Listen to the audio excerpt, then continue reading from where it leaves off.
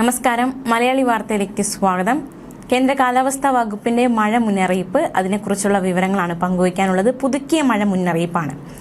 അടുത്ത 3 മണിക്കൂറിൽ കേരളത്തിലെ തിരുവനന്തപുരം, കൊല്ലം, ആലപ്പുഴ, കോട്ടയം, എറണാകുളം ജില്ലകളിൽ ഒറ്റപ്പെട്ടയിടങ്ങളിൽ ഇടിമിന്നലോടുകൂടിയ മിതമായ മഴയ്ക്കും മണിക്കൂറിൽ 40 കിലോമീറ്റർ വരെ വേഗതയിൽ വീശിയേക്കാവുന്ന ശക്തമായ കാറ്റിനും സാധ്യതയുണ്ടെന്ന് കേന്ദ്ര കാലാവസ്ഥാ വകുപ്പ് അറിയിച്ചു. ചൂട് കൂടുന്നതിനിടെ അടുത്ത 5 ദിവസം സംസ്ഥാനത്ത് ശക്തമായ മഴയ്ക്ക് സാധ്യതയുണ്ടെന്നും കേന്ദ്ര കാലാവസ്ഥാ വകുപ്പ് അറിയിച്ചു. സംസ്ഥാനത്ത് വിവിധ ജില്ലകളിൽ മഞ്ഞ അലർട്ട് പുറപ്പെടുവിച്ചിരിക്കുകയാണ്.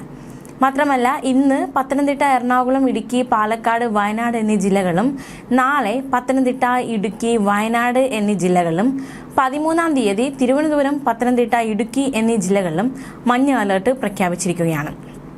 14-ാം തീയതി പത്തനംതിട്ടയിലും 15-ാം തീയതി പത്തനംതിട്ടയിലും ഇടുക്കിയിലും കേന്ദ്ര കാലാവസ്ഥാ വകുപ്പ് മഞ്ഞ അലർട്ട് പുറപ്പെടുവിച്ചു. സംസ്ഥാനത്ത് ഒറ്റപ്പെട്ട ശക്തമായ മഴയ്ക്കുള്ള സാധ്യതയാണ് പ്രവചിക്കപ്പെട്ടിരിക്കുന്നത്. അതേസമയം കേരള, കർണാടക, ലക്ഷദ്വീപ് തീരങ്ങളിൽ മത്സ്യബന്ധനത്തിന് തടസ്സമില്ലെന്ന് കേന്ദ്ര കാലാവസ്ഥാ വകുപ്പ് അറിയിച്ചു. 12 വരെയുള്ള തീയതികളിൽ കേരളത്തിൽ ഒറ്റപ്പെട്ട ഇടങ്ങളിൽ ഇടിമിന്നലോടുകൂടിയ മഴയ്ക്കും മണിക്കൂറിൽ 40 മുതൽ 50 കിലോമീറ്റർ വരെ വേഗതയിൽ വീശിയേക്കാവുന്ന ശക്തമായ കാറ്റിനും സാധ്യതയുണ്ടെന്നും കേന്ദ്ര കാലാവസ്ഥാ വകുപ്പ് അറിയിച്ചു. മെയ് 13, 14 തീയതികളിൽ കേരളത്തിൽ ഒറ്റപ്പെട്ട ഇടങ്ങളിൽ ഇടിമിന്നലോടുകൂടിയ മഴയ്ക്കും മണിക്കൂറിൽ 30 മുതൽ 40 കിലോമീറ്റർ വരെ വേഗതയിൽ വീശിയേക്കാവുന്ന ശക്തമായ കാറ്റിനും സാധ്യതയുണ്ടെന്നും കേന്ദ്ര കാലാവസ്ഥാ വകുപ്പ് അറിയിച്ചു. മിന്നലിന്റെ ആഘാതത്താൽ പൊള്ളലേൽക്കുകയോ കാഴ്ചയോ കേൾവിയോ നഷ്ടമാവുകയോ ഹൃദയാഘാതം സംഭവിക്കുകയോ വരെ ചെയ്യാം. മിന്നലാഘാതമേറ്റ ആളിന്റെ ശരീരത്തിൽ വൈദ്യുത പ്രവാഹമില്ല എന്ന് മനസ്സിലാക്കണം. അതിനാൽ മിന്നലേറ്റ ആളിന് പ്രഥമ ശുശ്രൂഷ നൽകാൻ മടിക്കരുത്.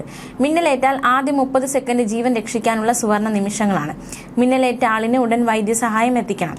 ഇടിമിന്നൽ അപകടകാരികളാണ്. അവ മനുഷ്യന്റെയും മൃഗങ്ങളുടെയും ജീവനും വൈദ്യുത ആശയവിനിമയ ശൃംഖലകൾക്കും വൈദ്യുത ചാലകങ്ങളുമായി ബന്ധിപ്പിച്ചിട്ടുള്ള വീട്ടുപകരണങ്ങൾക്കും വലിയ നാശനഷ്ടം സൃഷ്ടിക്കുന്നുണ്ട്.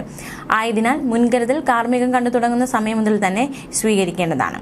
ന്യൂസ് ഡെസ്ക്, മലയാളി വാർത്ത.